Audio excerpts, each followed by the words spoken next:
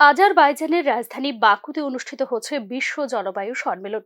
11 November থেকে শুরু হওয়া CUP29 শীর্ষক এই সম্মেলনে উত্তর পূর্বাঞ্চল থেকে প্রতিনিধিত্ব করছেন ত্রিপুরার বরিষ্ঠ সাংবাদিক ডক্টর বিশ্বেন্দু ভট্টাচার্য।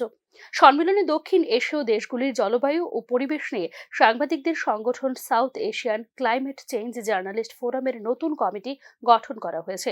কমিটির সভাপতি নির্বাচিত হয়েছেন ভারতের সিনিয়র সাংবাদিক আশিস গুপ্ত এবং সাধারণ সম্পাদক নির্বাচিত হন বাংলাদেশের সিনিয়র সাংবাদিক কেরামত উল্লাহ বিপ্লব।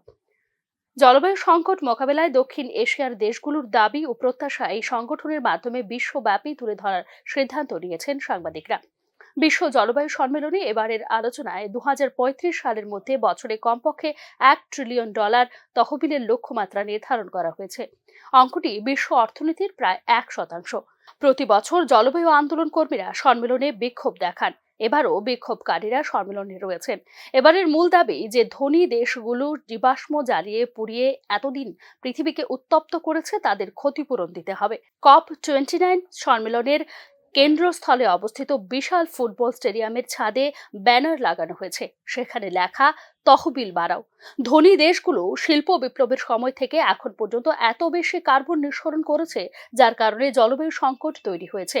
জলবায়ু সংকট তৈরিতে উন্নয়নশীল দেশগুলোর দায় খুব কম। তাই জলবায়ুর বিধ্বংসী প্রভাব থেকে দেশগুলো রক্ষা পেতে উন্নয়নশীল দেশগুলোর জন্য ট্রিলিয়ন ট্রিলিয়ন ডলারের জলবায়ু অর্থায়নের সাহায্যের প্রয়োজন হবে বলে দাবি করে আন্দোলনকারীরা।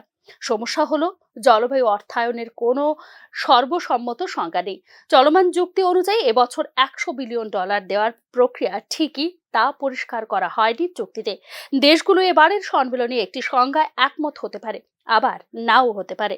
তবে জলবায়ু রক্ষার ক্ষেত্রে ক্ষতিকারক কিছু প্রকল্প থেকে সরে আসার সিদ্ধান্ত নেওয়া হতে পারে এবারের সম্মেলনে।